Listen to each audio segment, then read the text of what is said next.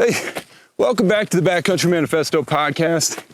Today, we're talking to my buddy, Dr. Hoby, wildly popular on Instagram, soon to be world famous, I promise you. He is a travel writer and food critic. He describes himself as bringing all the greatest things life has to offer directly to his fans, followers, and now listeners like you. We had him out for a week in Montana. We did all sorts of cool stuff. We did mushroom hunting, metal detecting, fly fishing. Whew. It's really heavy out here. We're setting up a route. He's going to describe all the cool stuff that we did from a very unique perspective. I promise you, Hoby is singular. You're not going to want to miss this. So I'm going to go set up this climbing route with my buddy Jamie. You stick around.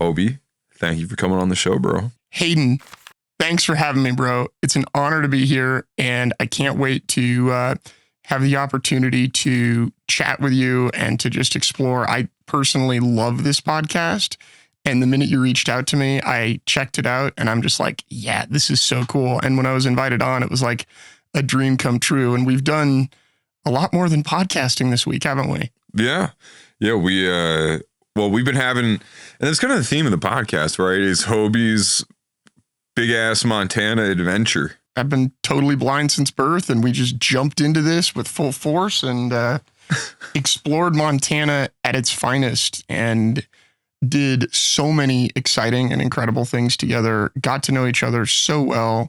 Hayden's a best bud now, and we've just had the time of our life, just getting to know each other first and foremost, because to me, it's all about the people we know, and it's not what we know, it's who we know that really makes the world go round. And Hayden's shown me so much opportunity and interest in this area that I've now fallen in love with the Bozeman, Montana area and far surrounding areas, right? Yeah. We've been all over the state. So that'll be kind of like the basis, right? We did a couple things, and the reason that I wanted you on here, man, is because this is largely like an audio medium, right? Like there are people who watch on YouTube, but there are a lot of people who just only listen. And one of the things that sometimes we struggle with a little bit is relying too heavily on a lot of the visual for, in making these episodes, right? Sure. What's like kind of cool about you is, right, like the only way that you operate is in the non-visual mediums, whether that's smell, sound, touch, everybody else knows the senses. This is this is really good. This is going to be for our kids science podcast. That's right. But yeah, so what I want to do is I want to talk about the stuff that we did. The metal detecting for gold, the mushrooms, the fly fishing, all that stuff. And I guess the idea is you're going to kind of relate it to our listeners in such a way that they kind of have the experience as you did. Does that make sense? That makes perfect sense. And, I will say that folks with eyesight use their eyesight for 85 to 90% of the information that they take in from their surroundings, right? Which means that we have 4 additional perfectly good senses that we often only use to take in 10 to 15% of that information. So that's 4 amazing senses only getting 10% of that information from your surroundings. And as someone who's never had eyesight before, I use those 4 senses that are not often used to take in 100% of my surroundings. And I don't think my other senses are heightened. A lot of people think, oh, you're blind. You must be like Daredevil and have these senses that are super heightened and super great and all this. And for me, it's like, that's not the way it is necessarily, but I just need to use my other senses differently to survive. So not as much for smell, taste, and touch. To be fair, Hoby, I did watch you like echolocate my fucking car key air tag like a bat, man. I mean, like that was like, that was pretty impressive, man. When we walk around and do stuff, we need to use whatever we have. And I often use echolocation to identify vehicles that I'm walking by that are parked or trash cans on the road. Oh, you did that. You did that when we were at the fishing ramp today, because you were kind of about to walk past the truck. I was like, oh, Hoby. You were like, no, I hear it. Yeah. That was wild. But it's funny to me how much folks rely on their eyesight, so they don't necessarily pay attention to those other senses. What I'll say is that, like, you know, the reason that is, in my understanding, is that eyesight is so not vulnerable, right? Like, you can look up and you can see the space station, you can see the moon, you can see the sun. These are things that are millions, well, from Very hundreds to millions of miles away. And like, you can't taste something from 1,000 miles away. You have to make it a part of you. So like, the sense of taste is much more vulnerable. And that's why I think it's used less. And hearing, you have to be fairly close to understand what's going on. Touch and smell are the same way. So I just want to encourage, based on what we talk about today, all of the listeners to really try to engage their other senses, because I don't think I'm wrong here. I think it will create a much more enriching and valuable life experience as you go through life and do life. Yeah. So let's start, Hayden, if you don't mind if I just jump in. No, I don't. When we got here Monday night, you prepared this amazing steelhead and potatoes and caprese salad. And just sitting down to that plate of food, and I brought some wine for all of us to share, and, you know, introducing the wine to the food and just talking about how it pairs together was really a cool, natural experience. And then we sat outside and maybe tasted a little bit of whiskey like we're tasting now, and just talked about the flavors. You have your work with SharePour is something I'm super passionate about, and you pick barrels for them, and you're a whiskey guy yourself, right? Oh yeah, for sure. How did that come about, man? I don't really know. I guess I like to have a couple drinks, and I want to be sophisticated about it at some point. I don't know. I just kind of got into it. But yeah, I mean, it is one of my favorite things because, I don't know, it's like, beer is fine. Like, I'm not like huge on it. Wine is like good. Like, I like the stuff that you gave me, but like, it seems like a lot to take in.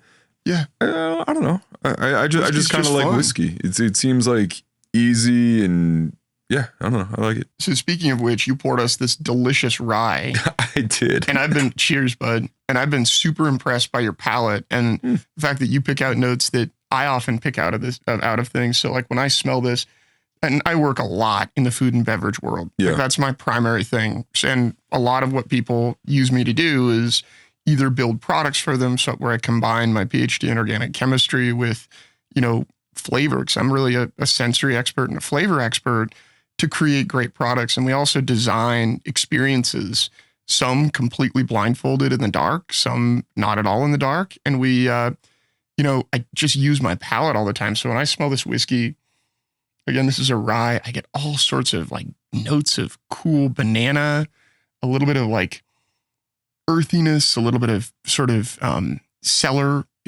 smell coming from the oak. And then there's this really kind of cool honey component to it. And it's got a little bit of cinnamon to it. I don't know. Hayden, what do you get out of this? Well, I get a lot of like classic rye notes, like spearmint, you know, that kind of thing. A little bit of like dill or whatever. Yeah. And it's so refined. And, you know, I feel like when we sit down to talk and we have something that we can relate to and connect on, and also just to spirit the conversation a little bit, it's a lot of fun. Yeah. Oh, for sure. Anyone who's drinking, definitely drink responsibly, but, you know, make a Friday night or a Tuesday night a little bit of a celebration if you want. There's no harm in doing that. Yeah. Yeah. And while you're doing that, go to SharePour.com to get all your whiskey. Heck yeah. Anyhow, let's start with, I keep trying not to say that. We can put that in. Just beep that one out. All right. Let's start with the trip that we took mushroom hunting to an undisclosed location. Yes. One of the first things that we did is we went up, and you asked me to roll down the window. Yeah. Okay. So this is like Montana backwoods, like just niceness. I mean, there's a big ass road that goes up to where we were, but Montana backwoods, like, describe like that experience. What are you like hearing? What are you smelling? Like, what are you doing? Well, so down in Bozeman, let me just start down here in the studio. It really is a great smell already. The air's fresh, but it's clearly a city, right? There's clearly city aromas. There's food cooking. There's a gasoline smell from cars driving around.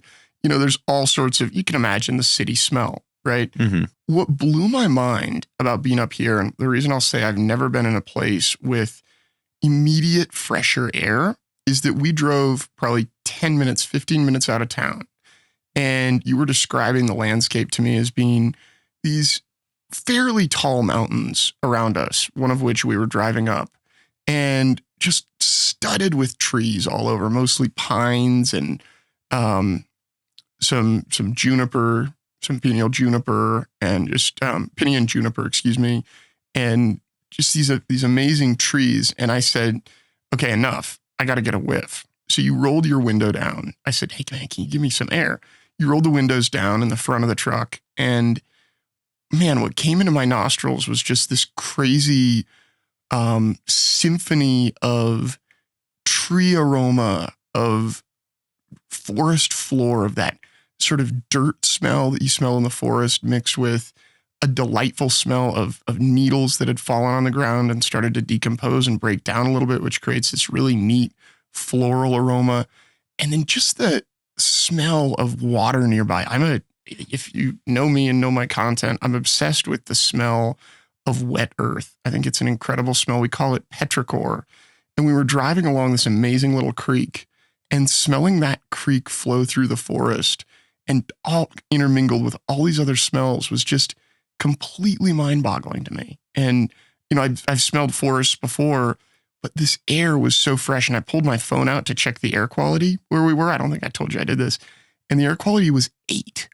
So air quality indices define how good the air is. And those of us who have experienced wildfires in the past several years throughout the country and the world know that those air quality indexes can go up way high, sometimes up to 300 and even higher with smoke particulate in the air. So it really measures how much crud there is in the air, right? And I've never seen an air quality index of 8. And that's what I saw on my phone on that beautiful Tuesday evening when we were driving up to this undisclosed location. Dude, the way that you wrap up cracks me up, because it's like everything is like so succinct and like linear. You talk sometimes in the way that like it almost sounds like you're listening to like a fortune teller, like kind of like telling you what they see. You know what I mean? Like there is a person in the room and like it's so like concise. It's really nice. Anyhow, so we wind our way up this undisclosed road leading to an undisclosed location, and we get out of the truck. Initially, I'm like kind of, all right, well, let's see how fucking Hoby hikes. I don't know how this is going to be, because I trip all the time up there, and I have the advantage of being able to see where I'm going. You don't. Sure. What are you thinking when you get out of the car and you're in like an unfamiliar place like that? I just have to explore. I have to figure out where my surroundings are. I asked you some questions about the trail and sort of how it meandered through the woods. And then we just started walking, and my feet do the talking for me. I don't love really horribly slippery, steep downhill grades, but this didn't have that. It was just comfortable hiking. And I hiked mountains. When I was 10 years old, we climbed Mount Talac in Desolation Wilderness in California, which is 9,735 feet. So I'm no stranger to hiking. And that's one of the things that made me love coming out here even more and get so excited about it, was I knew that we were going to be doing a lot of traipsing and trekking through the backcountry, hence the name of the show. And we did just that. So we walked about 4 miles through the forest. And what was so interesting to me was just the different sounds that the forest floor makes. And this is true in a lot of different forests, but when you hit certain roots, you hear kind of a thump thump and a hollow sound, versus other parts of the forest floor that are just packed solid. And I use a white cane as a mobility aid, and I was just able to use that to really probe that forest floor and hear what it sounded like. And you saw me pick up a few handfuls of dirt, and we'll get to this in a second, but I love smelling different rocks because rocks smell different depending on their composition. So yeah, no, I just get out and I sort of go for it. And I know that it's an unknown to me, but I have trust in you, of course, and just knew that, yeah, this is totally possible, doable. Everything's, this is totally fine. So we hiked uphill for about half a mile, just a beautiful hill, kind of running along the creek, and listened to, there were a few campers in a campground where we started. So we heard a little bit of people noises, but as soon as we got away from that, we were just in nature. It was about 6 p.m. So the sun stays up high in the Montana sky in the summertime. So it didn't get dark until much later, but it was like the birds were talking to each other and chirping, and insects were buzzing around. And it was just this classic wilderness, quiet, yet such rich experience. Yeah. Well, it's funny. We're gonna talk about you sniffing the fucking rocks, because that was driving me absolutely nuts when we were gold panning. Yeah. And I'll explain. We'll qualify that a little bit later. And I've got my own things with that too. So we were looking for mushrooms up there. We were. We thought originally we were going for porcinis. Yeah. But we found a few porcinis that maybe didn't look so hot. Just so bugged out. Yeah. We said, hey, let's see if we can find some chanterelles, even though chanterelles are pretty early for this season. We thought, oh man, maybe we have to wait a couple more weeks. We probably won't find any, but we just kind of hiked around. And one of the things that we did a lot of, Hayden, that I just loved was off-roading. So going off the trail and really looking around. We really were in the bush and had to push trees out of the way. And there's that iconic sound when you move a tree and you hear it kind of crunch under your feet. And you just experience the smell when you whip a branch over your head. And I had my arm up sometimes just to block my face from branches, but it all works out. And we just navigated and made it through. And I love off-roading because it's even more of an adventure.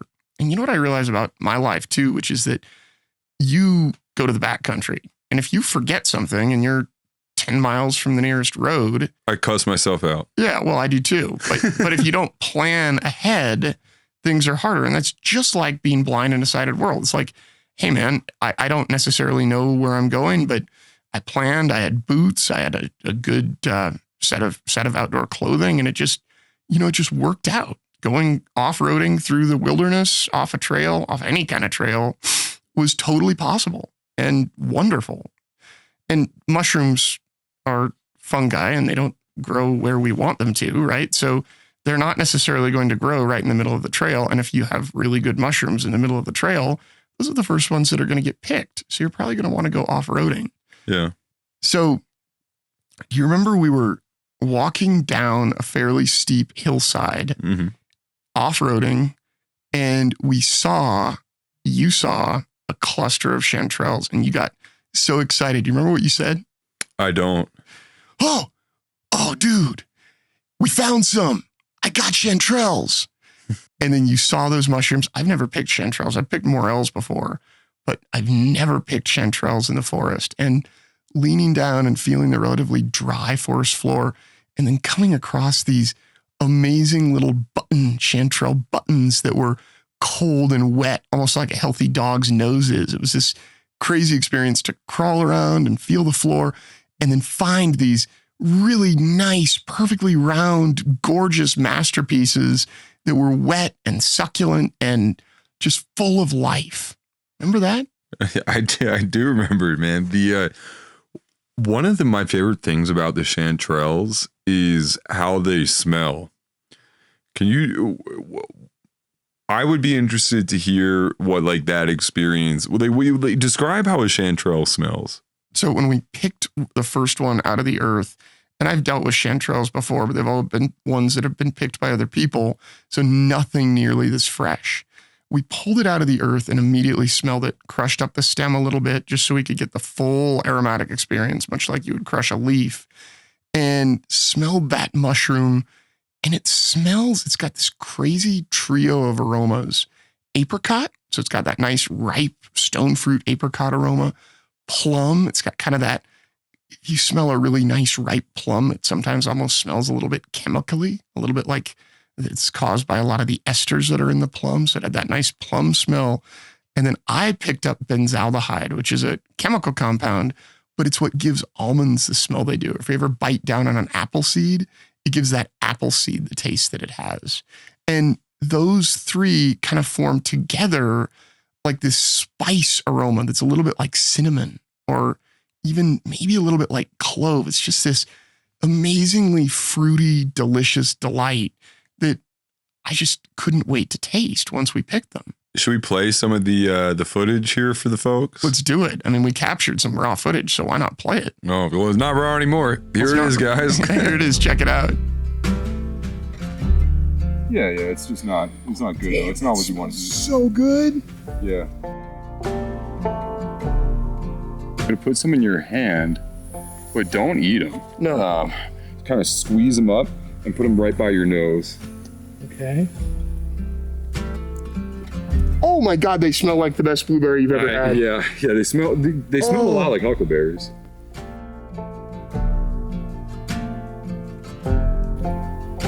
A birch bolete, I believe. That thing. Justin, take a look at this cap. Yeah. Get some.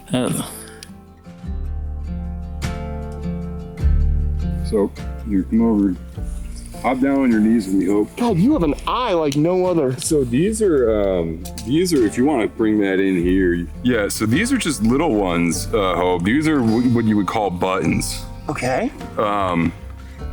These. Let's feel them. Yeah, I'm gonna put one in your hand that's far away from you, and then you're gonna get into like this thing. So my favorite part about these things is here. Put that camera on Hope for a second. So take that one and just smush it in your hand, like really like smush it. Yeah, and smell it. Oh, you smell it like apricot. It just smells like apricot forest floor. So yeah, you're starting to get up to it. You keep going a little bit more. The ones that you have, you're like a sexy panther right now. So you're over here a little bit. There, that's a good one to draw right there. So you grab it down low by the base.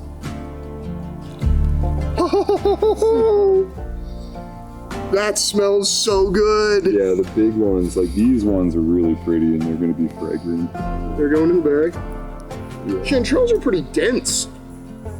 It's so plummy. Wow. That wild?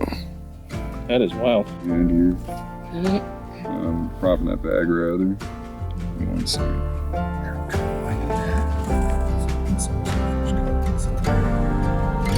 Almost fell on. Oh! Jesus. That smell. I can't get over it. It's like chemical but fruit. Yep, there you go. You were just on them.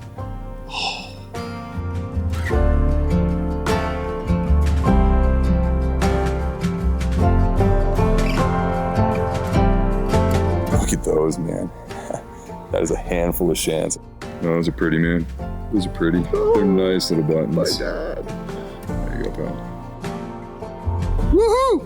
Chanterelles!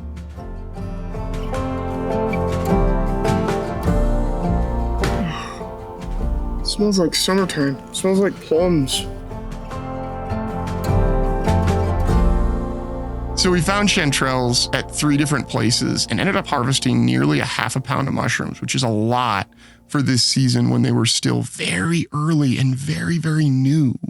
That's the amazing thing about mushrooms is that they grow really quickly. So once you have these little buttons, I imagine if we had let them go for another 48 to 72 hours, they might be like 2 to 3 times larger because they grow. That's true. I've heard they double their size every day, which is just awesome and incredible to me. Yeah, And I'm not sure if that's. I think so. I think so because there are plenty of times where I'll go somewhere and the conditions won't be right and it won't be nearly as productive as I'm hoping. Yeah. Then a storm will come. It'll be wicked hot, and then the next day it's like a different landscape. It's like it's a different world. these mushrooms pop up all over the place. And you, by the way, have a history with chanterelles you were telling me about, right? From your childhood. Yeah. I used to call it my summer bonus because when I was doing the music stuff and I was like pretty broke, I had a spot where I knew I could find about 100 pounds of chanterelles, and this is back on the East Coast. I love it. And I used to pick them. I used to sell a bunch to a wholesaler in Kennett Square, New York. Square, New York. Jeez. I'm tired, Hoby. We just got back from fishing, right? We did. We had a 14-hour day today. Yeah. So Kennett Square, Pennsylvania. I used to sell a bunch to a wholesaler, and then I used to go around to restaurants and sell a bunch of them there. And between those two, I'd make about $2,500 on that, 100-pound haul of shants. Once an entrepreneur, always an entrepreneur, right? I guess so. And the reason I say that is because you've seen exactly what you say, like for, firsthand experience year after year, where they like water. Mm-hmm. So they really like, any water they can pull in. They also love heat, right? They love getting a nice bath of hot sauna-like heat. So when you have like really hot temperatures and then a storm, or a storm and then really hot temperatures, you're bound to get chanterelles. Yeah. I mean, if you're in a place where they grow, absolutely. And then, we picked that half a pound of mushrooms, put them in a paper bag, and that bag was just like, it just smelled like... Dude, you were huffing that bag like you were having a panic attack. you know what I mean? Where people like breathe in and out of the paper. It smells so good because it's just this really delightful, like aromatic symphony of, the earth, a little bit of dirt that comes in with the mushrooms. You don't want too much dirt, but sometimes you get a little bit. And then the mushrooms themselves, that fruity, spicy aroma. And we came back and actually had a really fun late dinner of elk the elk that Hayden brilliantly seared off for us, elk that he had found himself. So it was this beautiful piece of elk backstrap done with some more roasted potatoes. And of course, the chanterelle mushrooms, which we washed thoroughly and then split right down the middle. And what I want to talk about there is you took the chanterelles and put them in a beautiful old, over 100-year-old cast iron pan that you have that's like your baby. That is accurate. And you just let them heat up very slowly over low heat in a dry pan to get out a little bit of moisture from them. But what it also does is it releases those incredible fruity, sort of earthy aromas. And the smell that I got was like a mix between grandma's pancakes that she makes and that I love so much, and fruit, like if the pancake was fruit topped, and a little bit of kind of a vanilla custardy. It was very sweet smell. And I wasn't expecting those hot mushrooms to have such a sweet and intense spicy aroma along with them. And there's some compound in them. You know how things that have wheat in them have a sort of characteristic or iconic aroma? Pancake batter, cake batter, they all have that kind of bready aroma to them, right?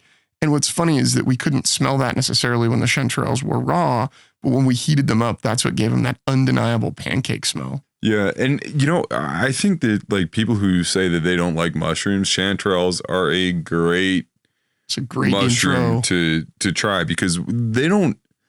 I mean, they do taste like mushrooms, but they also kind of like don't taste like mushrooms. They have a very. How would you describe the taste of chanterelles? I describe it in a few different ways. So, if we start with the flavor itself, and this is how nerdy I am, the flavor is just very mild, very earth forward, and you definitely taste a lot of those components of fruit that we've talked so much about. But I think what a lot of people don't love about mushrooms, I think it's a texture thing. And for me, it's all about the texture. And chanterelles have just a really firm, meaty texture. It's almost like a steak-like mushroom is how I would describe it. And it's got this nice, dense structure, but it's not spongy. A lot of people that tell me they don't like mushrooms say that they don't like them because they're a little bit rubbery or spongy. And chanterelles are so not that. So if you think you don't like mushrooms, I predict that it's not as much a flavor thing, because mushrooms don't have most mushrooms, especially store-bought button brown mushrooms or creminis, don't have a super intense flavor. But I think what you might not like is the texture. And chanterelles have a really delicious flavor and one of the most approachable textures of any mushroom I've had. Yeah. Hayden, how'd you cook them? carefully. Yep. A lot of garlic. Yeah, a lot of garlic, sage, some red pepper flakes, just like a little bit. You had a secret ingredient that you added, which was honey. Yeah, and a little bit of honey, because that's what makes those chanterelles taste how they smell. Because otherwise, it's like they do, like you always kind of want like a little something extra out of them if you are to like skip like that little tiny bit of honey. Right. But if you add it, it just like adds that sweetness that you would expect from smelling them. Right. And that's such a funny flavor thing is that we often do flavor illusions where if we smell something and we think it's going to taste really sweet and then we taste it and it doesn't necessarily taste sweet, it's a little bit off-putting. Now, these were not sweet. We ate them in a very savory manner, but that touch of honey just helps to remind your brain, oh yeah, there's some fruit notes here that we should really be paying attention to. And sort of subconsciously, I think your brain homes in on them. I do a lot of work with tasting wine with different groups of folks all over the spectrum. And for instance, when I pour a Sauvignon Blanc, which is a white French grape, but grown a lot of places in the world now, it typically has this really floral, sweet, fruity aroma. And then people taste it, and most Sauvignon Blancs, if they're done right, are fermented to pretty much dryness, which means they don't have any residual sugar. And it's a disconnect when you say, oh, this is going to taste so sweet because it's what I smell. And then you taste it and it's this beautiful elixir of acid and delicious natural compounds that just smell and taste so good as you eat them, as you consume them in the wine. And I think the same thing can be brought into our cooking is that when you add a little bit of something that might not be expected into something that folks wouldn't necessarily expect chanterelles to taste like fruit. When you add the honey, their brains can process that better. One of my favorite like Twitter meme things ever is somebody tweeted, if you don't like mushrooms, your taste buds are childish. which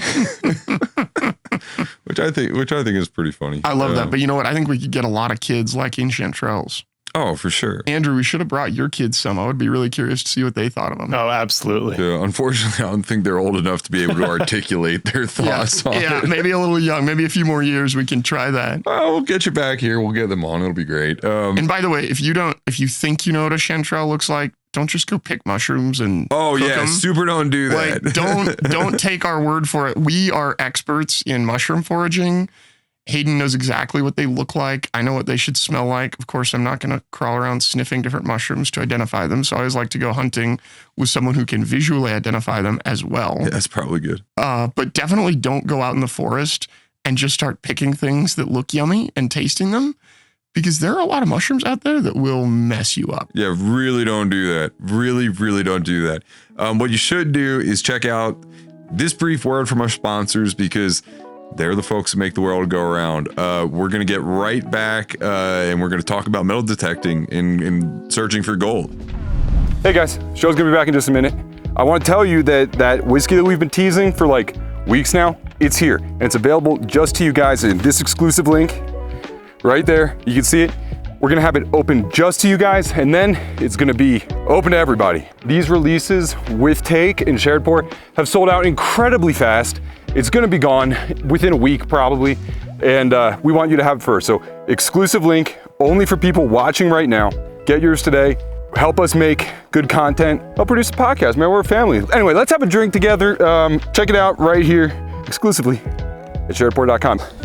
Bye guys. One of the things that Hayden said that I did not realize about Montana is that there is a lot of gold in the ground, and a lot of that gold is not yet found. So in California, where I'm from, we have had gold all over. It's called the Golden State, but that's because of the gold rush, when there was a lot of gold in a few different places. And there's still a lot of gold in California. I think there is, but a lot of it was harvested. Oh, sure. Yeah, but I think up here, a lot of it might be harvested, but there's still a lot of untouched land.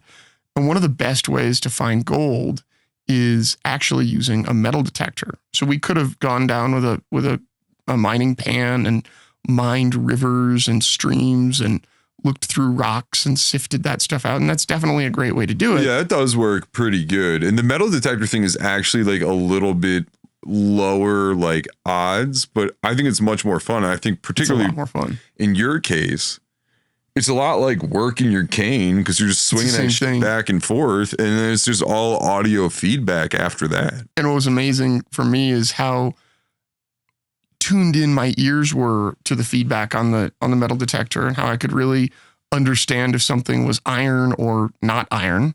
I made the mistake of digging up many things that were iron, many things that detected just like gold that were actually lead bullets or BBs or things like that. Because unfortunately, lead, both to sighted people and non-sighted people, metal detects just like gold. Yeah. But yeah. That's been heartbreaking all week for me. I know. I can swing my cane back and forth and identify poles in front of me so I don't bash my head into them.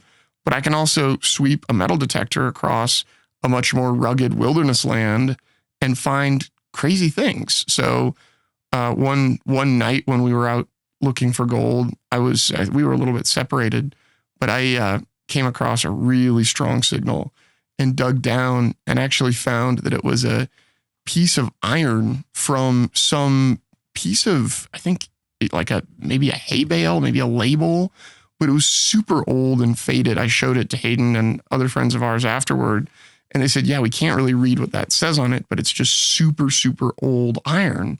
So whether you find gold or not, what I love about it is that you find things that are interesting and you just create this sense of wonder in your mind of how did these come to be?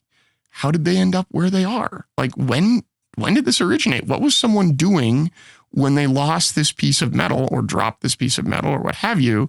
And now we're finding it, right? It kind of brings that sense of wonder to the equation. But there's a definite but to this story. We did find some gold. Yeah. We did find some gold. And it was our buddies, John and Ralph. They were in a similar area as we were, but they had a little bit more advanced equipment. They were able to run a skid steer and kind of Churn up the soil. Yeah, they cleared off some overburden. And John was nice enough to be like, well, why don't you practice a little bit here? And like, so you can kind of get the hang of it, because there should be some gold nuggets in this general area. And why don't we play that reel you made? What do you think? Let's do it. Yeah. Or just some footage of it. Let's definitely show them some of what we found. And yeah, it was really amazing. Montana gold digging, baby. I think I just found something. So you hear that low pitch there? Move over. Whoa. Now that sound is a good sound. You hear that pitch change? It means we're right on something. So what I'm gonna do is jump off and use this shovel. Yeah, right there. I'm gonna use this shovel and dig up some dirt and test it here. Like this way a little bit. Yeah, just get all that and just like pushing it up, man.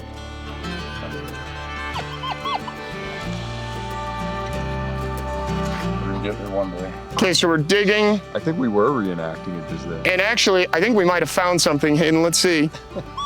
Yeah, so okay. Might be iron, it might be gold. We're not sure yet. I would not huff that. No, I'm just smelling it. Well, I know. Okay, let's make sure it's in there. Yeah, I mean, I think it's for sure in there. Yeah, it's definitely in there. This is an amazing time with Hayden, by the way, guys. I'll have fun too, though. So you take that. Yep, I'm just gonna use it like a little cane. Yeah. Oh.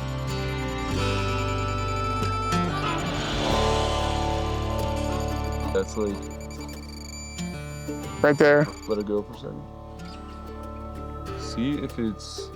I don't know if that's it. See if it's that. Nope. Okay. No, that's good, because that did not look like gold.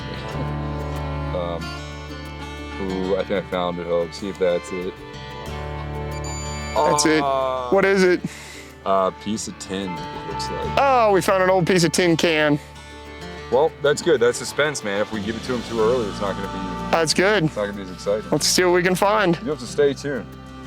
All right, well, we're still going at it. You see, they've dug some dirt up around us with a backhoe, and I'm right on that wall, and I've not had much success. Got a couple of pieces of tin. Tin's fun. but it's not gold.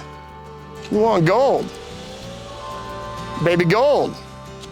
Well, of course we weren't filming when we found these little nuggets of gold, but I wanted to show you, we're about to pack up and roll out of here. This is a beautiful, very remote spot, about 25 miles in on a dirt road, and we found some gold.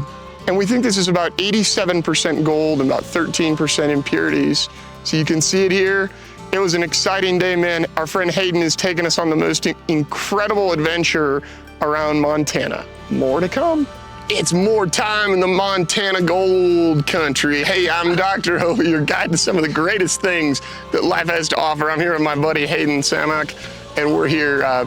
He and I actually met on Instagram. We're now like best friends for life. He and me and Justin, and we cruised out here to Montana to hang with him and create some content with him. How's it going, Hayden? It's going good, dude. Dude, so we're gonna go, like yesterday we were on someone else's claim for gold. Today we're on an unclaimed piece of land, and if we can find gold here, We can claim it. we're gonna claim it. So we're gonna go try to find some gold with these metal detectors, and yeah, let's see how it goes. Oh, and by the way, like if we get encountered by a bear, I've got us covered. Hayden, where's the nozzle? You got it the right way. Oh, sweet, okay. Well, Hayden, did we find any gold? No, we did not. But we came out, and you know what? We're gonna claim this place together, aren't we? We are. It's a great spot. There's a lot of good It's- time. We just didn't have the time. It's like 50 acres, and there's all sorts of quartz. So what we did find is this beautiful chunk of quartz. Indians can make arrowheads out of it. You can see this one's already definitely natural. It's not carved, but it's got a little point there. It's a hard rock. It's very useful for tools. A lot of people actually use it on their countertops as well. And when you see quartz, it's a good sign there's gold, because gold and quartz are formed during similar geological conditions. I'm so happy to be here. Thanks, Hayden. You bet. Good stuff, man. Good stuff, man. Cheers, everybody. Love ya. What was interesting is that the gold pieces actually felt to me like really heavy rocks. So they were not polished smooth, which means they've been there in that soil for a long time. And because gold is a very heavy metal, these rocks that were about between 85 and 90% gold were disproportionately heavy compared to regular igneous or sedimentary rock that you might pick up and hold on to. Yeah, those nuggets were probably both about.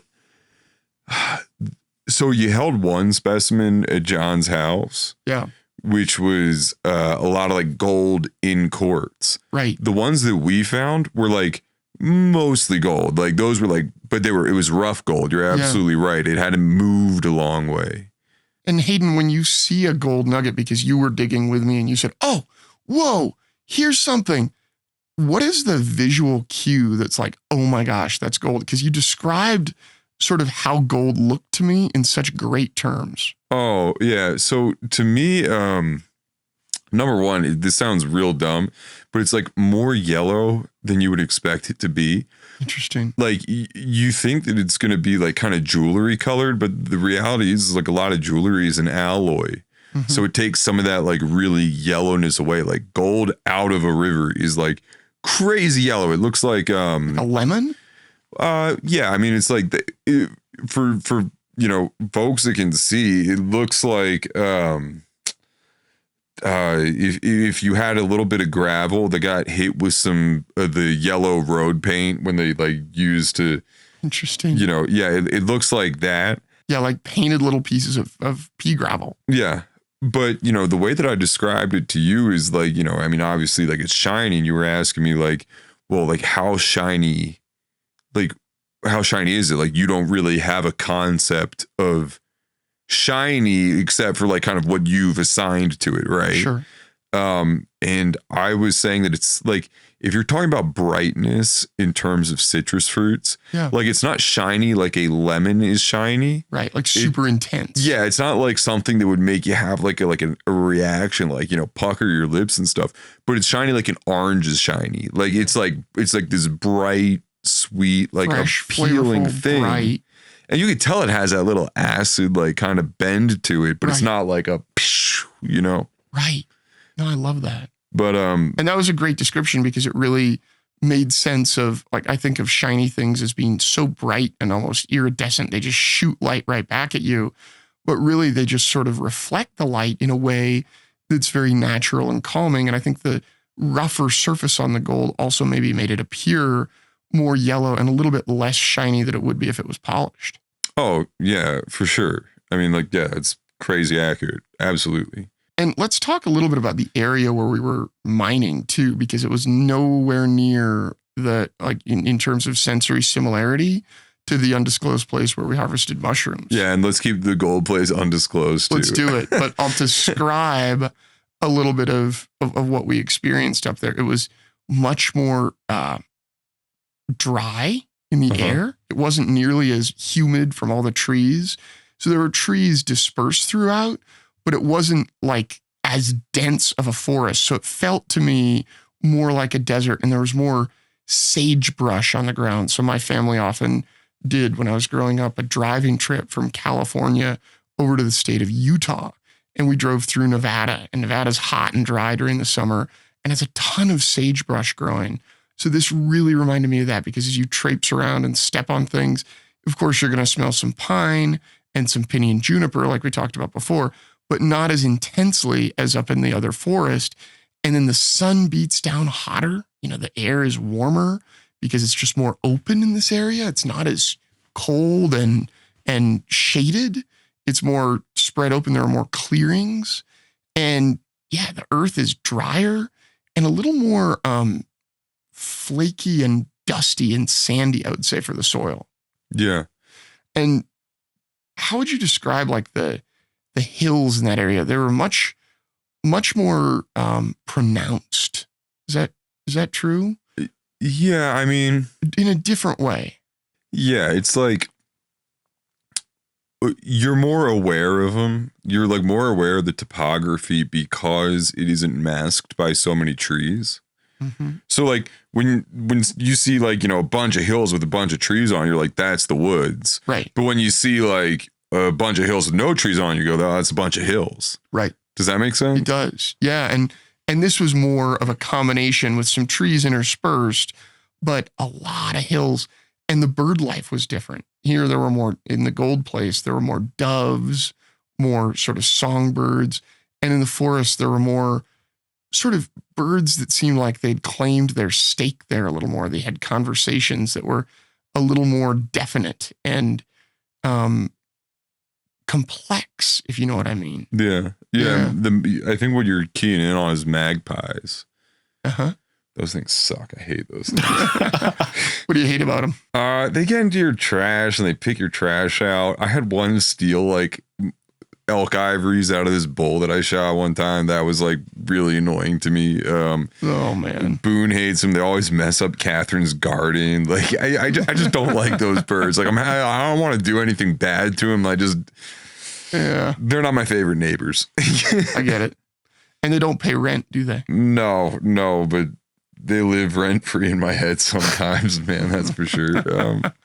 No, but the bird life is just the point of saying all this is just to say that the bird life in these two locations that aren't all that far from each other as the crow flies, right? Yeah, no pun intended. They're right. No pun intended. It just smell different. The landscape is different. The soil is different. And the wildlife is different. Mm-hmm.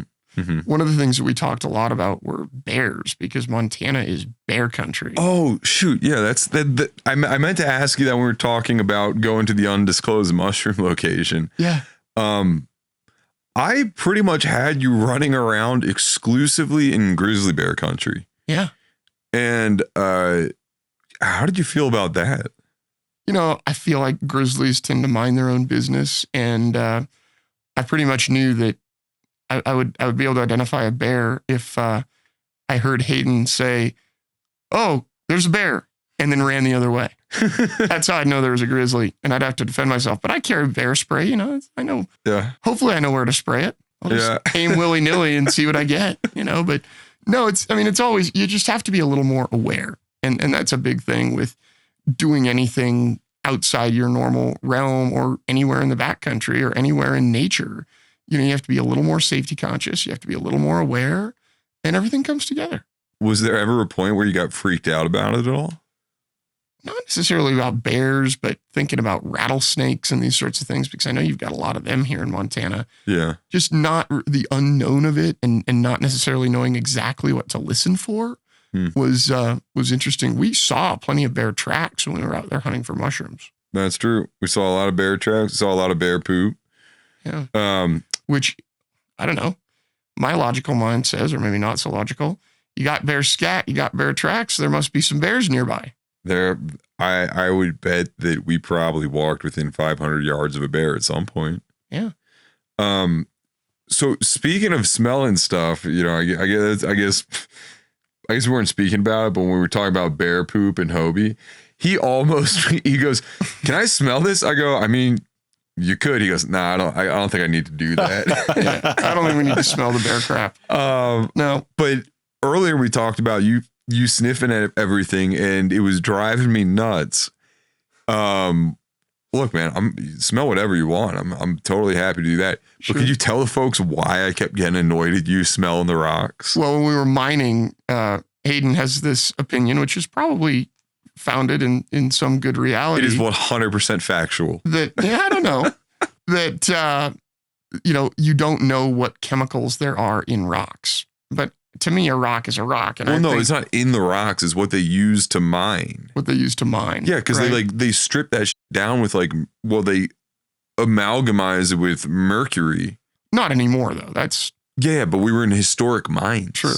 We were in a historic mining district. But I'm not eating the rock. I'm just smelling it. And what's crazy is that rocks smell different depending on their mineral formation. So a piece of quartz is going to smell different than a piece of chert. It's going to smell different than a piece of igneous rocks. It's just yet another way for me to sort of identify who's who and what's what. Yeah. Which is kind of fun. Oh, yeah. Well, no, I totally understood it. Whenever I'm going to smell a rock or anything that's dry that hasn't been moistened in a while, I blow on it first. Because your breath has moisture in it. And when you add just a little bit of moisture to an otherwise very dry surface, you smell so much going on. It's amazing. Huh. I never thought about that. Yeah. Hoby, that's fascinating. That's something that I've never, ever thought about. It's fun, right? The way that you describe stuff, man, and you and I were talking about this on the way here, it was like, I didn't want to do so Hoby, you're a blind person. That's interesting. I didn't want to do that kind of thing. I'm not just filling your blind slot on the podcast. Exactly. I hope not. Well, I mean, you are, but that wasn't the intent to have you on. Good.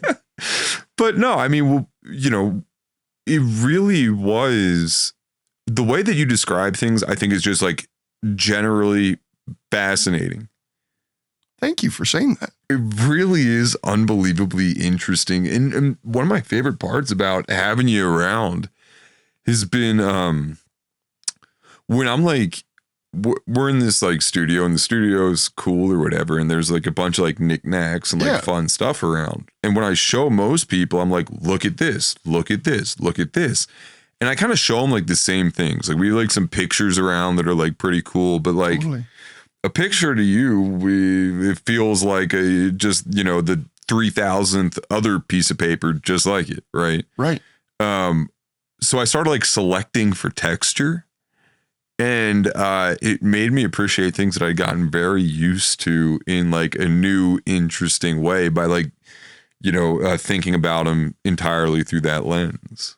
Well, and we actually talked about that through feeling a beaver pelt. Yeah. And you were showing me the thicker furs. What are they called? The thicker hairs? Oh, the guard hairs. The guard hairs, which guard the overall coat, which is much, much thinner. Yeah, the underfur. The underfur, which is just down. It's that downy fur. And talking about the texture of that was so much fun. And you sort of picked up on the way that I like to think about and describe texture. And then we had this whole long talk about the way that a beaver pelt feels depending on the different, the guard furs versus the underfur. Mm-hmm. It's just amazing. And Hayden, I just sort of know, it seems to me that you like petting beavers, right? What? I guess so, man. I guess so. Yeah, you trap them. You skin them. That is true. Moving right along. We also are the last real major activity that we got to do together. That is fresh in our memories. The we don't need the Andy cam for it, but I think the wide thing picked up.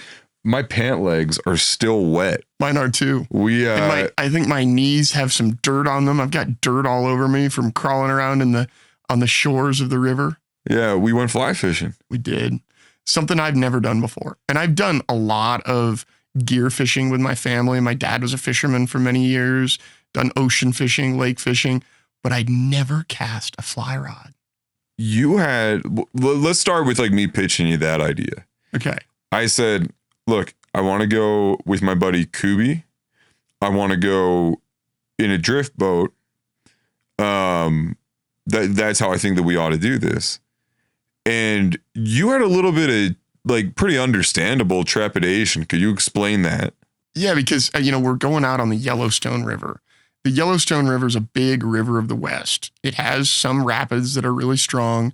Hayden said, no, we won't be in some rapids. You know what the truck ride was like going out to the Goldfield, and I'm thinking about this thing where he's driving over like foot tall boulders and the truck's rocking we were back bouncing, and forth. Dude.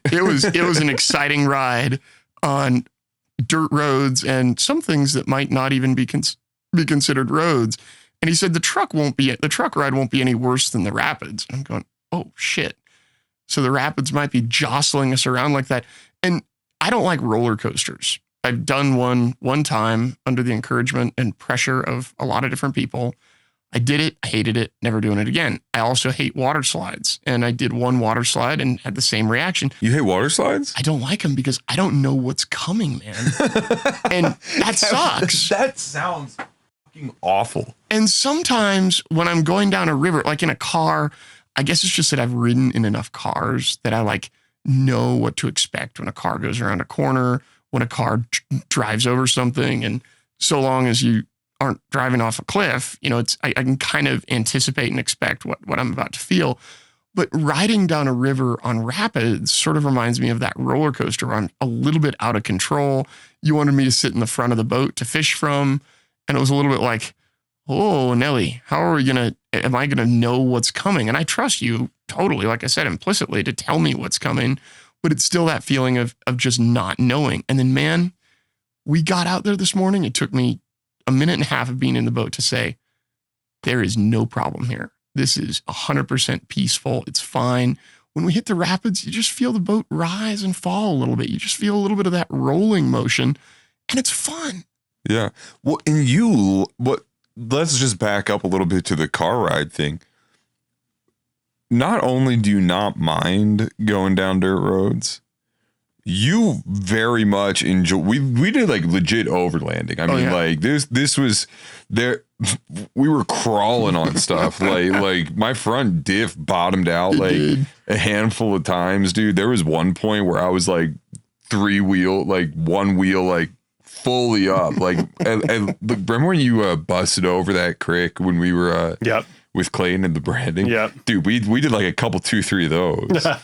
It was insane. And we heard things. But you love that. I love it because it's something I've grown used to over the years, not overlanding like that, but just riding in the car. So the whole experience of riding in a car implicitly doesn't worry me.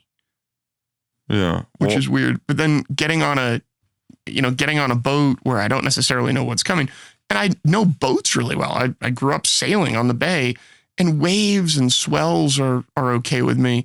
But just not knowing, going down these steep hills with the rapids, I didn't realize the rapids would be as gentle as they were. And they were amazing. And I would do this again. If you wanted to get me up tomorrow morning super early, I'd be right back out on the fly fishing rig with you. Oh, dude. Well, we will certainly take you fly fishing again. It's an amazing time. And anyone who hasn't done it, I want to get into some of the description of what we do when we fly fish and why I think everybody needs to cast and catch a fish on a fly rod at least once in their life. Sure. Let me bring it here first. Prior to us getting out on the water, I was like, hey man, I want to do just like a little casting lesson with you. Yeah. And I suspect because when a lot of people think about fly fishing, and if you guys are interested in fly fishing, if you want to know more about fly fishing, you should really check out our episode with Orvis's Tom Rosenbauer. Absolutely. Yeah, that is. I don't know what episode it is, but Andy will put it in the Andrew put in the link somewhere.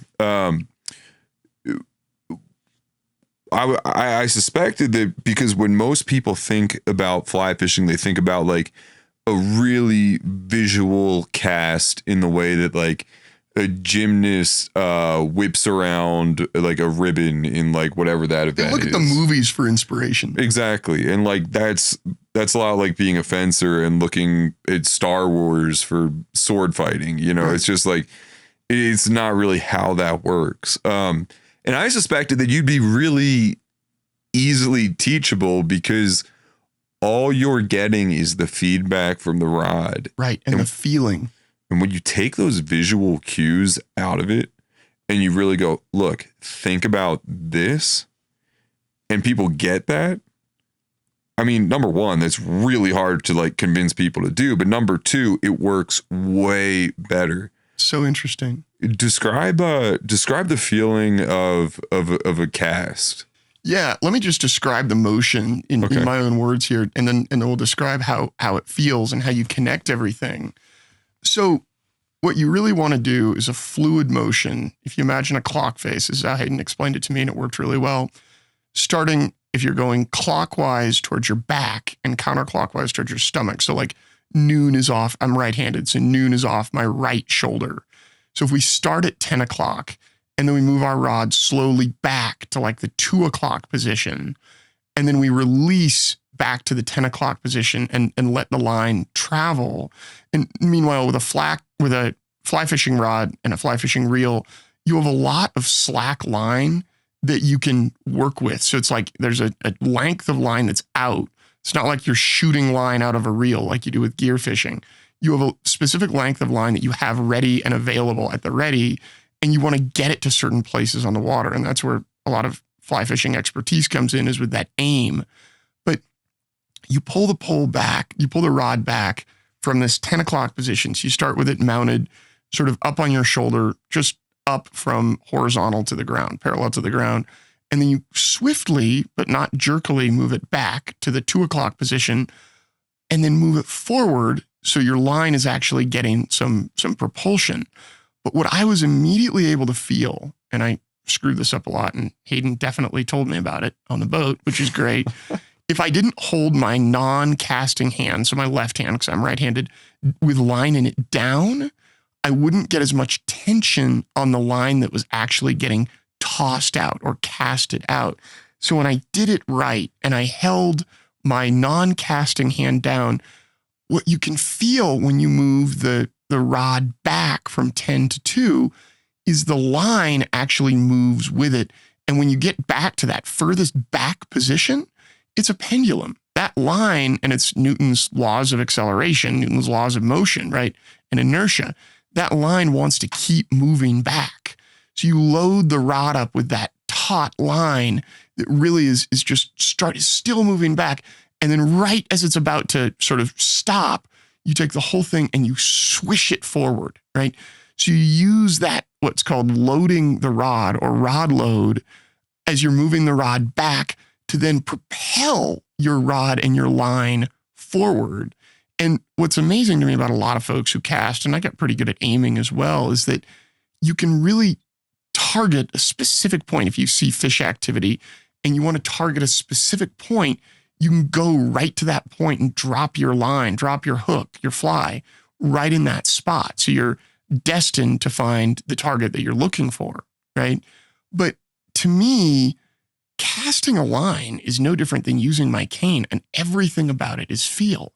From pulling the rod back and feeling that line sort of twitch, and then you got to hold it back for a while and let that line continue its journey back behind you, and then you move the whole thing forward. And it's this incredible sound that you get of the whoosh, whoosh of the line moving through the air, but also the amazing sensation of the line just moving through space and having its own inertia, right?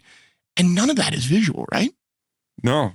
I mean, it was really fun watching you pick up on that so quick. that skill became readily accessible to you in a way that I have not seen it become accessible to people before. Wow. Most of the time, you're just fighting with people to be like, dude, I know you think that that's how that's supposed to look. And I know that you're trying to like do these things to mimic the fly cast. Like, you just need to trust me that the mechanics operate in this sort of way. And like, it'll look how you want it to look eventually, but like, we got to get this thing first. Yeah.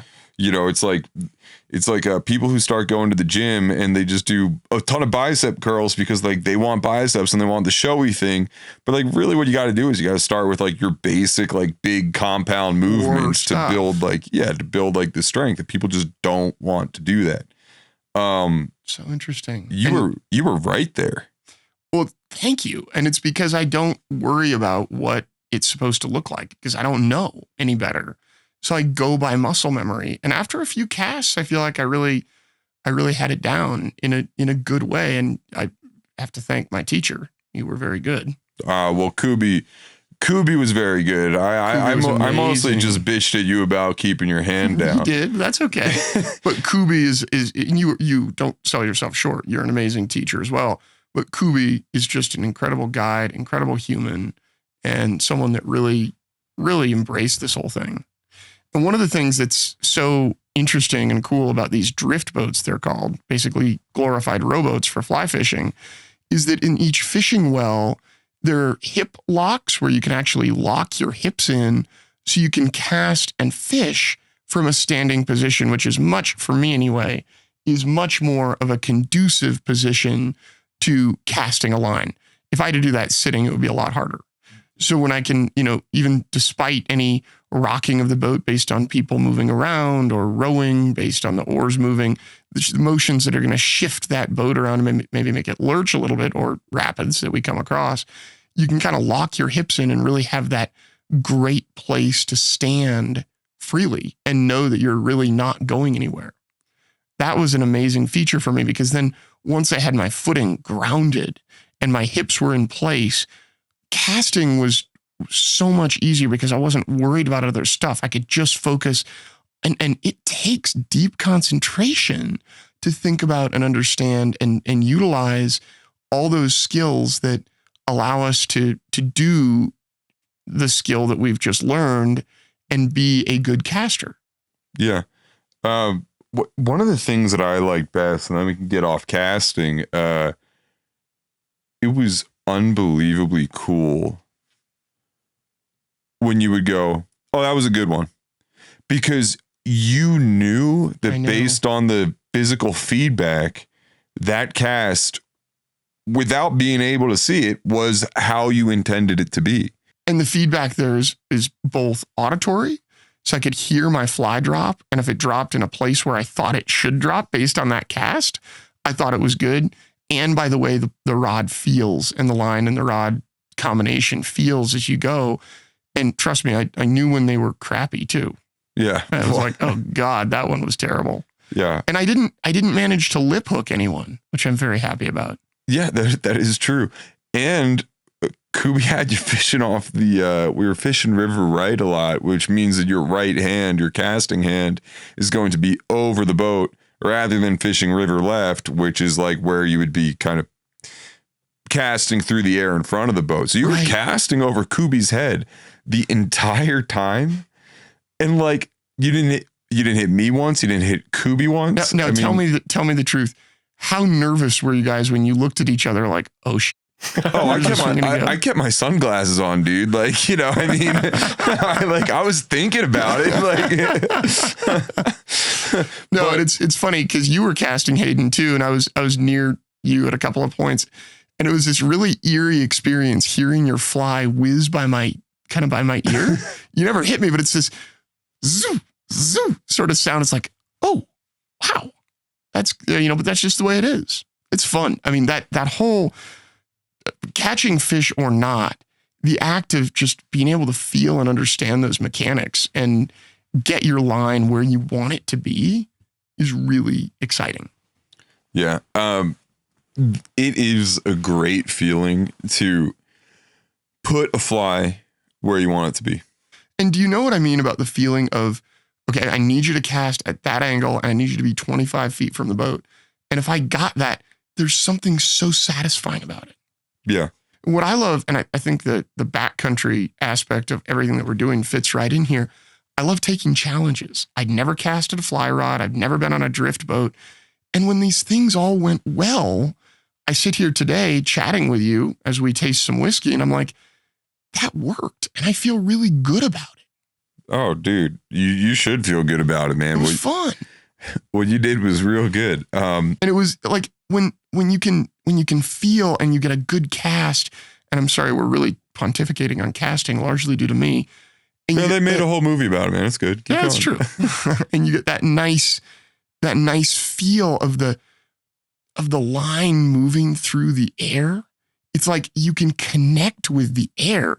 And we don't think of the air as having that much resistance, but well, put your hand out of the window of a moving car and you'll know very quickly that air has a lot of resistance, right? So you can literally feel that fly vibrating through the air as it flies. Yeah. It's really cool. You know, I've always thought of fly fishing from what people have told me, movies I've watched, as being a constant motion of casting. Zoom, zoom, zoom, zoom. Is that ever true? Where you want your fly to go up and then off the water and then up so you like entice fish. Oh, yeah, no, that's not true.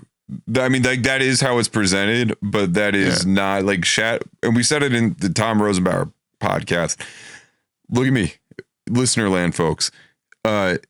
Shadow casting is not a thing. I'm giving this like straight to the camera. There's no shadow casting. If you come to Montana and you want to fly fish, that's great. Definitely do that. Don't ask anybody about shadow casting. Just don't do it. It's not a thing. And that's the big thing in the river runs through, right? Yeah. Shadow casting. He called it shadow casting. No, he didn't, because shadow casting doesn't exist. But where do you think I might have gotten this idea that the fly needs to constantly be going from the water back from the water? From a river runs through it, for sure. Yeah. Yeah. Yeah, they needed like... I watched that movie and that's probably where I got it. I don't even think that's in the book. Like, I think that they just needed Brad Pitt to have a secret move or something. Like, I don't know, a well-written classic story apparently isn't enough for Hollywood. Wasn't that movie, by the way, River Runs Through, filmed pretty darn close to where we're sitting right now and where we fish today? Oh, dude, I could take you to the rock that Brad Pitt caught the big fish off of once he perfected shadow casting. That's amazing. Do you think that fish was planted? Oh, yeah. Yeah, definitely. Dude, they got most of those fish from there's this spring creek called Depew Creek that we drove by twice Really? this week. Yeah. And there used to be a fish hatchery attached to it, and that is where they got a lot of those fish for a river runs through it. I don't know what they did, but like, no, Brad Pitt was not catching those fish in real time. That's interesting. for sure. He had a casting double in that whole film. Yeah. Wow. That's fascinating. Yeah. And, you know, the next thing I want to move to is that the sensation that you get. So assuming that we're not shadow casting and you're not constantly moving your fly up and down, in and out, up and down, and just casting continuously, once that fly hits the water and you've got the rod in your hand, you can feel so much of what's happening. It is like you're way into, and this is going to sound really philosophical and I don't mean it to, but it's like your probe, literally your rod line combo is like what made me one with the water. So I didn't have to swim in the water and have it lap against me to truly feel connected to not only the surface of the water, but the currents and the eddies. And I could tell, especially by the end of the day, exactly where my line was going based on how I could feel it shifting and bobbing and moving around in the water. So it's this amazing thing. And I'm used to gear fishing, as I said before, which is typically done with a much heavier rod. When you have this rod, which for all intents and purposes compared to a gear rod is feather light, it just, you can sense and understand so much more of what's going on. I wanted to ask you, Hayden, I've been thinking about this since we were out on the boat and I just haven't gotten a chance to ask you. The fly rods we were using today come apart in pieces. Yeah. Are there some that are one solid piece? There are. Yeah, and that's a really interesting thing. And this translates to gear fishing too. Few and far between, but yeah, there are a lot of them. So I use a cane, a white cane, like I said earlier, that folds up, right? A lot of cane users, myself included, prefer a cane that is one solid rigid piece. And the reason we prefer that is you can feel so much more of what's going on the sidewalk, whether the surface under your feet is tile, brick, smooth, polished concrete, whatever the case may be. That cane that's one piece allows you to feel so much more of what's going on. And I can only imagine a fly rod that is one solid piece of fiberglass or bamboo just allows for so much deeper understanding of what's happening. Yeah. I mean, that is like definitely, is that true? Like, have you heard that from other fly oh, anglers? yeah, for sure, man. There is a school of thought for sure that's like into one piece. The thing about the one piece fly rods, because unwieldy. Yeah, it's just they're so much longer than like your average spin rod. Yeah. That said, I mean, there are a lot of fly rods, or a lot of like really classic like bamboo fly rods in particular that are one pieces. I have a bamboo rod that it's kind of weird, like the butt end of it. So that's the end that you'd grip. The cork end. Yeah. Yeah. That looks like your standard like piece of a rod. Like if it was a 4-piece, it looks like that. And then the other half of the rod is the remaining 3/4 of the rod all in one. So it's a 2-piece. It's like kind of disproportionate. And the idea is that that's supposed to be able to break down to a half-length rod too, right? But also, feels as if it kind of has more of that one piece action. Have you ever fished and casted on a fly rod that's one piece? I cannot afford those types of things. I think that those are very expensive for the most part. I didn't realize that's a more expensive type of rod. They could be. I don't know. I'm just kind of making that up, but it just seems to.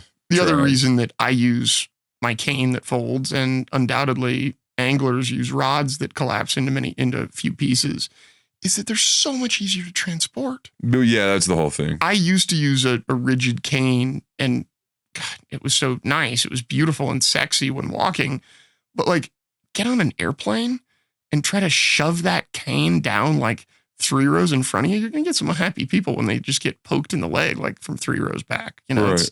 It's just unwieldy. It's a hassle. But I think it's so interesting to do the thought experiment, to think about the difference in texture and the difference in dexterity that we have depending on the tool that we use. For sure. Yeah. For sure. In The River Runs Through It, or in A River Runs Through It, Brad Pitt definitely did not catch those fish. You, however, definitely caught some fish. I did. We're gonna play some stuff from that. I think both the cameras died, so we only had cell phone stuff. Yeah, it's okay though. You guys will like it. Oh my gosh, I'm so excited to be out with our dear friend and guide, Kubi. This is so amazing. Kubi, I'm not the first blind guy taking fishing, am I? You are not. Well, let's do this. We're gonna have a damn good time today. We'll see if we catch a fish. I don't want to say we will. That's bad luck. Oh. But let's... we're going to jinx ourselves. Gonna do the best we can. We're gonna get a bunch. All right. That's how I play. Let's do it. It's a little bit beautiful. Just a little. Got a flex. Oh, yet another flex. Don't know why he's not eating it. Man, right? Got some Flagra on them? You fly aggro on there. You should be all about it. Sometimes they're just weird. Can I feel him? You can. Does he have a hook in him? He does this in his mouth, though. If you're in the net, you can go inside the net. There he is. There he is. God. Now, should I unhook him? I'll unhook him. Just to get it. Male or female? That is a male. He's unhooked. Throw him back. Throw him back in. Hell yeah, man. Woo! Hell yeah. Nice trout. Nice. Now, men to your right. All right, y'all. I just caught my first fish on a fly rod. This is a white out of the Yellowstone River, and I am so excited. We're going to keep this guy. We're so excited about this. This is a real day. Woo! It might be the same one. 15, 16. No, I thought the same one. Are you doing that up for Pretty Yellowstone cutthroat. I'm happy to. Let's go. Hell yeah! Oh man, so we're protected from a storm in this cool little cave with a bunch of swallows pooping on us. We're in Yellowstone River, Montana. I'm with Hayden and Kubi. Hayden just caught this beautiful fish because he saw a fish come up for a caddisfly. And then we caught a Montana Yellowstone cutthroat trout. And this is the prize native fish of the area. It is just gorgeous. So there we are, a little glimpse into our day. Oh man, we just got off the Yellowstone River with an amazing fly fishing day. It was an epic time with my friend Hayden and my new very good friend and Hayden's existing friend Kubi, who guided us expertly. And we just had the time of our lives. It was incredible. How many you catch, Hoby? Caught 3 whitefish and a cutthroat and had a really good day of it. It was a great time. But more important than the fish is the fun we have with great people in nature, doing things we love. I'll tell you, one of the hardest things for me is that when you're fishing with a dry fly, so a dry fly is just a fancy word for something that doesn't get wet. It floats. I mean, it gets a little damp, but it floats on, it's supposed to float on top of the water. And the trout or whatever fish you're catching are trained to, not trained by us, but trained by instinct to look up at the surface and find insects that are gliding or flying across it, right? What I didn't realize was so visual about the dry fly is that you have enough slack in the line that you often can't feel when that first hit comes, when the fish bites it. You might be looking at the fish if you're lucky enough, or you're definitely looking at your fly. And when you see that fly go under, it's like, whoa, I know I need to set my hook. You guys were amazing at telling me immediately, whoa, set that hook. But it was just a little bit late for me. I did manage to reel in an incredible Yellowstone native cutthroat trout and, really understand it. And we did manage to catch one, and it's, oh my God, the feeling of a fish on a dry fly when the rod is so light, you just feel every little movement that fish makes. And Hayden, I don't know how to describe this. It's like we're in the river, Hoby. It is. It is. I'm not sure we can put that in there. That's not inaccurate. We're gonna bleep that. You guys can guess what I said. Yeah, but it's this crazy experience where you literally feel every single thing and every single movement that fish makes. Yeah. It's like you're connected now, not with the water so much, but with that fish. And what I realized so quickly is how much muscle those fish have in them. Yeah, those things are just like muscly little beings. And it's just amazing to... It's like a swimming bicep, you know what I mean? It is. And they just move through that water. Like when they're... I don't think they quite like to be hooked. They definitely do not. And they're trying to get away. They are. And the amount of force with which they use to try to get away is just remarkable. And you can feel every pull, every little tick, every little everything as they move on that ultralight pull. Yeah. What we did, I chatted with you and Kubi when we were out on the water about, how do you think I would be able to feel this better? And what we decided for me to do is to go with a nymph setup. So using flies that as larvae sink and are nymphs, you can probably explain the entomology of that a lot better than I can from an insect perspective. But a lot of these bugs, you seem to get it. A lot of these bugs spend years underwater and do get eaten, and then hatch out of their little egg and become flies and then die very quickly. And when I used a fly that mimicked one of these larvae, basically a nymph sinking 4 to 5 feet below the water, then you have a shorter line and much more tension on it because the thing is sunken in a little bit and you can really feel that strike. So on that rod, using the nymph rig, I was able to completely independently, without your guys' help, feel the bite of and land 3 whitefish. Mm-hmm. And that feeling when you feel the tiny little poke, and then you set your hook in a very fluid, gentle way, almost like a back cast when you're lifting your pole from 10 to 2. You get the sense immediately from the pole being virtually weightless to there being this big, amazing, living, vivid mass on the end of that line. And it's just like, it's euphoria. It's magic when you feel that hit. And we haven't talked about the smell of the river and the smell of the fish and the aromas that go along with fishing yet. We will in a minute, but it all comes together to form this sensory experience that's like really makes me meditate now that I think back on it. And you know what else I think is fun, Hayden, is that a lot of fly fishermen, you can probably attest to this, really love catching things that look pretty. I had fun catching whitefish because I don't care how they look. They're just silver. They're boring monocolor, but they're actually better to eat than trout. And they put up a really good fight, and they're just as fun. Yeah, it cracked me up. I get it because I'm very into trout, as you said, which is fine. I don't judge you. But Hoby's going white fish. He's literally going down the river like. I was all excited about the whitefish, and then what's really funny to me, I was talking to Kubi about it.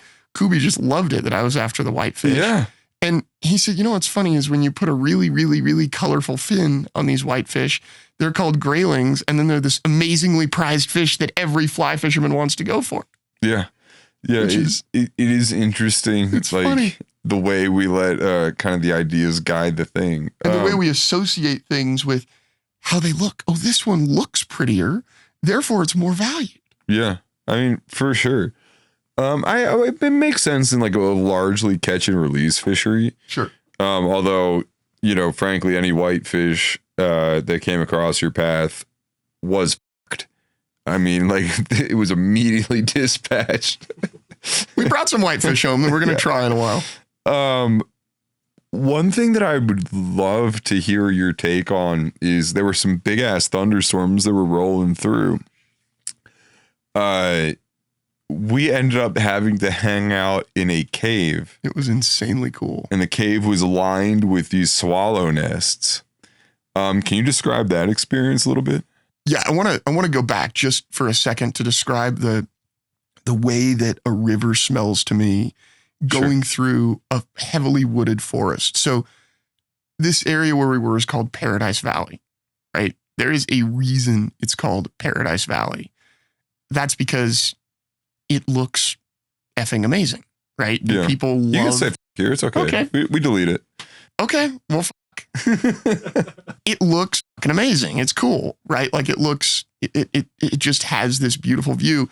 And it's what you see in movies, some episodes of Yellowstone were filmed there, and a lot of A River Runs Through was filmed right near there. Mm-hmm. So the visual is striking, but the aroma is something that I think a lot of people overlook. And when you and me, Hayden, and Kubi were talking about it, Kubi even said, like, wow, I never kind of realized how good it smells out here. Because it's the smell of, for me, it's like when you're gearing up and you put on your sunscreen to be out in the hot sun. It's that sunscreen smell.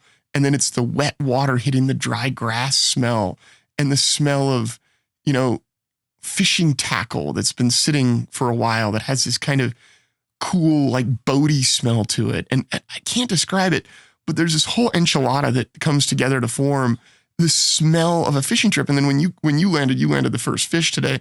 When you landed that first, what was your first one? Was it a cutthroat? Yeah, it was a cutty.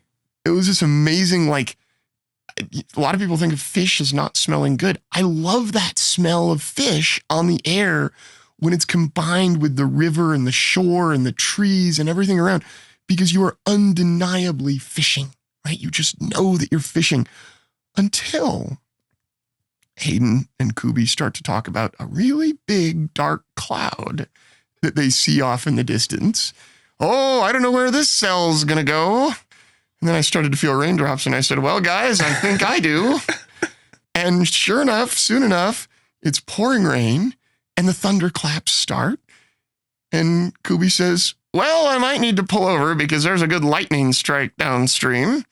And we say, well, yeah, let's find a place to pull over. So these guys are awesome, and they know their way around the cave. I wouldn't know where to go out there. But we found this amazing cave to pull into.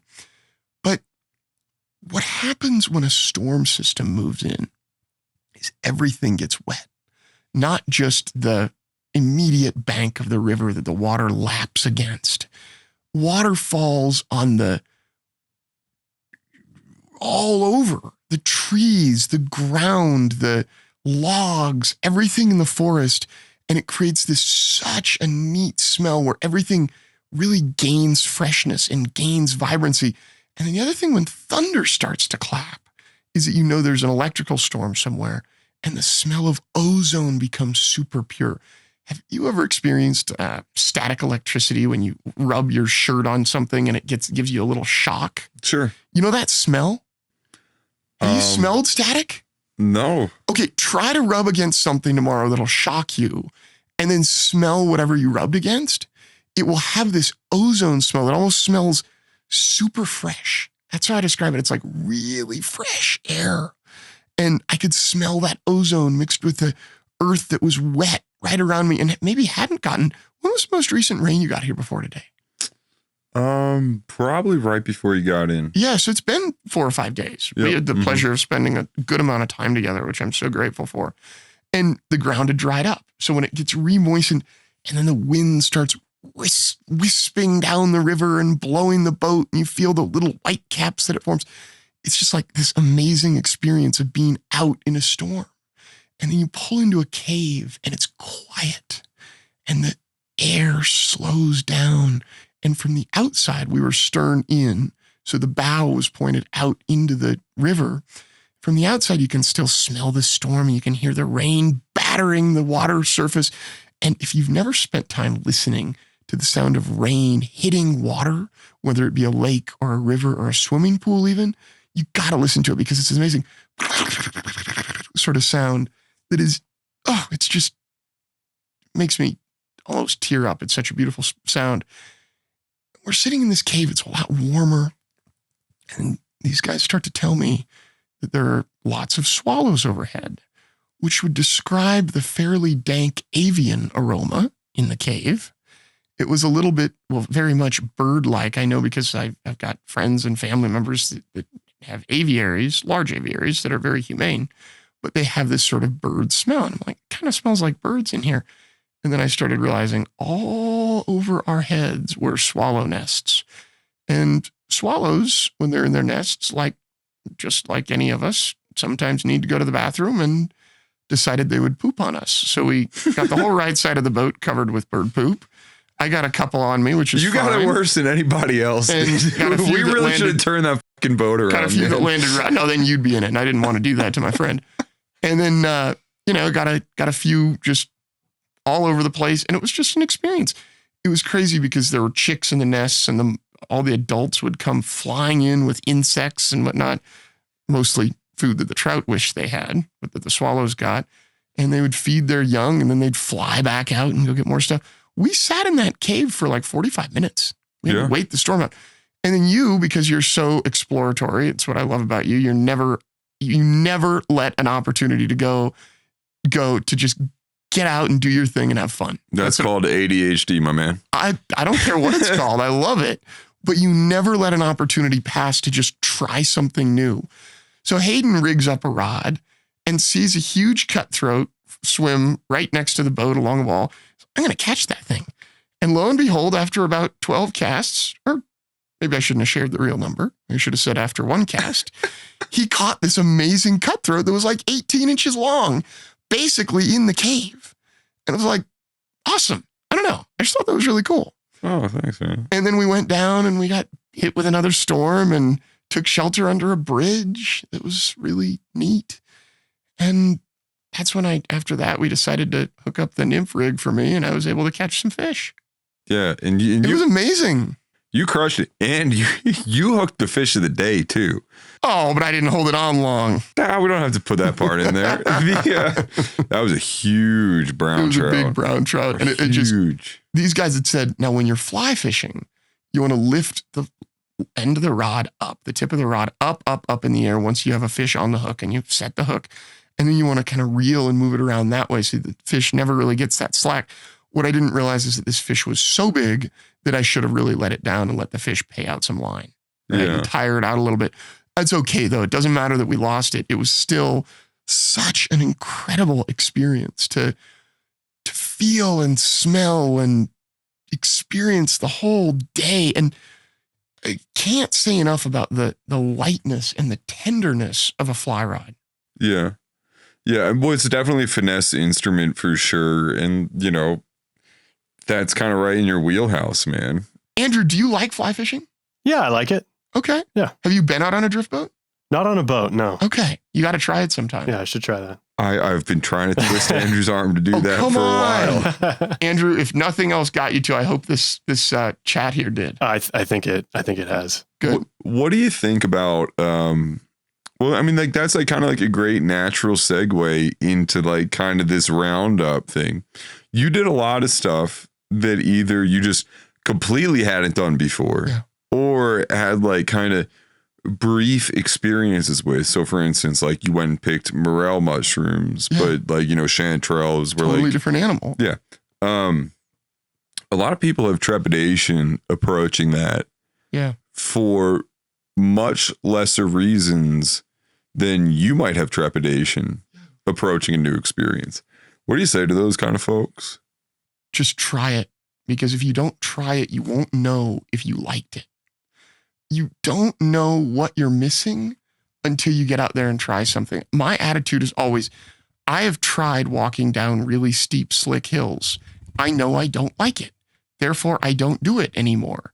But if I didn't try it, I wouldn't know that I didn't like it.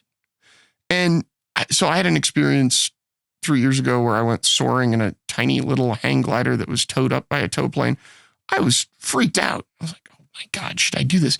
I did it and I loved it. And I would not have known had I not tried it. I didn't know that I would love going out and looking for gold. And I tried it. And guess what, Hayden? We went back a second day. Yeah.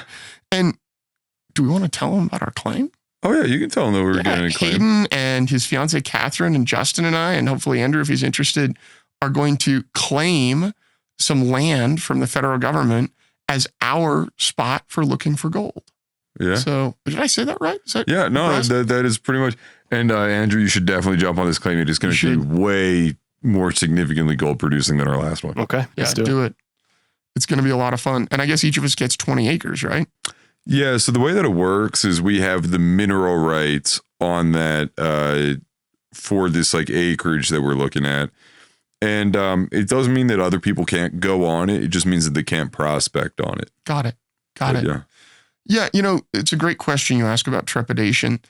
I'm fearful of things for sure. I think I'm human. I think we all are, right? But I also understand what I need to do, the risks I like to take. And I think what allows me to do that is the love for challenging myself and just a positive attitude of what is the worst that could happen. If the worst that could happen is I have a higher % chance than 50 of dying, I'm probably not going to do that.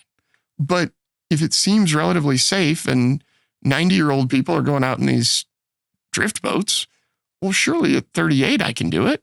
I don't have to see to catch a fish. And sure enough, we went out there and found out that not only can we do it, we love it. Yeah. You know, so I guess what I would say is that if you have trepidation about anything in life, whether it's a new job, a test you're about to take, an interview you've got, going out in the backcountry, don't be stupid. Prepare, bring the tools that you need to have your highest chances of survival first and then success, and then go give it a try. So if I was to go bear hunting with Hayden, I wouldn't go by myself. I'd go with him in a group, and I'd bring bear spray. I want something to protect myself with. I can't imagine going out there without some sort of method of protecting myself against things that can be harmful, right? I'm also going to make sure that when I'm out there, I'm really careful about what I do to my body, because being blind is an added disability for sure. And if I hurt myself, it's going to take me a lot more time and be a lot more difficult to get where I need to go. So I'm going to be more cautious than other people. That's just the way it is. Be prepared. Don't just try things stupidly and do things willy-nilly. Prepare yourself and then take on challenges. Do you think the preparation adds a bunch of necessary confidence? I think it adds a lot of confidence. For me, preparation, because I'm a classic overthinker, also adds a sense of fear sometimes, but it's good fear. It makes me really think about what I'm about to do. So my not worry, just nerves about the drift boat and what those rapids would be like and what the experience would be like out there was like, it made me think about it, and it made me more curious, and it made me even more excited when I realized this is nothing. Mushroom picking, gold prospecting, fly fishing. Which one was your favorite? Man, that's like asking about my favorite kid, because I don't have kids yet, but I don't know which one was my favorite because they were all so different. I think the one that gave me the richest sensory experience, the richest, like, oh wow, I've never done this before and this was really crazy, was fly fishing. Because it's so, maybe you can help me describe this, but there's a euphoria and an adrenaline rush that you get when you have a fish on the line that you can feel so succinctly and so well. It just makes you kind of high and giddy. Mm-hmm. Oh yeah, for sure. I mean, like, dude, that's what I've been like. That's why I like to do it, man. That's why I like to do it. The other thing that I want to point out real quick, and then I'm going to make you rank some stuff again. Okay. And then we're going to get out of here. I got to go to bed, man. We've been up for a long time. A very long time. It is very late at night right now. Is it midnight yet? It's just about midnight. Is this the latest show you guys have ever recorded? For sure. Yeah. It's not close. Oh man. It's not close. Okay. The one thing that you do that freaks me out, man, is smelling rocks. No, that freaks me out for your health, but not in like a, you have this ability in the same way that you're somehow able to stay right on the microphone. You have this ability to know exactly where you are. And as we were driving around the other day, I'm driving. I'm like making like the turn onto like, you know, the road by the house here. And Hoby's like, oh, did we just turn onto so-and-so road? And this is after we've been driving around for like 2 hours, dude. Wow. We're going down the river, the Yellowstone River, which he's never been on. Kubi tells me it's like a 10-mile float. The entire time, Hoby's just like, oh, are we by mile marker such and such? And we're right there. To the point that Kubi goes, dude, you need to stop doing this. It's getting eerie. That's incredible. And I don't know what it is, you guys. It's just always having a certain sixth sense of what's going on around me at any given time. I'm also really good at telling time, even when I'm not looking at a clock. And it's just because I like to have a sense of what's going on around me and kind of where I am. It's like a grounding for me. I don't have any other good way to explain that other than the fact that I process a lot in my head because I like to know what's happening. I don't like to be aloof. You also have noticed about me, Hayden, much to your annoyance, or maybe you enjoy it. I ask a lot of questions. I like that. And those questions really paint a picture for me. And then it helps me paint a picture of where I am. And then I really try to keep track of that. Yeah, it seems like in the same way that I would establish myself, like where I am, like by visually looking around. Sure. You establish yourself like conceptually. I do. I really strive to do that in every way possible. Yeah. Well, yeah. You have firmly established yourself as one of our favorite guests. Oh my gosh, you guys are too kind, and you're some of my favorite people. So it goes both ways. And let me tell you, I've never been on a podcast before where I've gotten to go hang out with amazing friends like Hayden and Andrew and do amazing things for 4 days. This has just been a dream come true and life-changing. Oh, dude. Well, we're right back at you, buddy. We're going to have many more adventures. And maybe we can do another chat on the show. Oh, dude, for sure we will. All right. So is there, tell people where they can find you, man. Like give them the pitch. Yeah. Well, thank you. So I call myself a sensory storyteller because I really love getting people to understand things that happen around them through all of their senses. We have an Instagram channel. It's Hoby Wedler. That's HOBYWEDLER. And please find me there. I hope you like what you see. We're building a following on YouTube, so I'd encourage you to please subscribe to my YouTube channel, also at Hoby Wedler. We're going to be coming out with a lot of really interesting longer form food content, including Hayden's advice has rung true, very likely including a podcast coming in the very near future, all about food and food experiences. So stay tuned for that. You know, my attitude with life in general is that it's an abundance mindset thing, right? Like, I want to get to know people. So please don't be strangers. Reach out to me. Shoot me an email. It's real easy. Hoby@hoby.com. HOBY@HOBY.com. Let's chat. I want to know you. Well, it was really a pleasure getting to know you this week, buddy. Such a pleasure, my friend. And by the way, Hayden and I met, I just want to say this, because he found me on Instagram and sent me a direct message. Yeah. And I responded, and he and I talked on the phone, and it was so cool. And we're like, let's do this. Yeah. Yeah, man. And that's networking, kids, man. Instagram's good for more than just brain rot. It is. Hoby, dude, it was such a pleasure. Thank you for coming out. Thank you for being on the show. It was a humbling honor. Oh yeah, man. Hey, why don't you sign off like how you sign off with all your Instagram I introduced myself by saying, hey, I'm Dr. Hoby, your guide to some of the greatest things life has to offer. And I'll leave you with this. Cheers, y'all. Love you. Everybody, thanks for watching this episode of the Backcountry Manifesto podcast. If you want more Backcountry Manifesto, go ahead and check out one of these links right here. And make sure to share the podcast with your friends, comment, like, subscribe, do all that good stuff. It really helps us out. Again, thank you very much for watching. Now go check out one of these things. I like this one. This one was a good episode, I promise.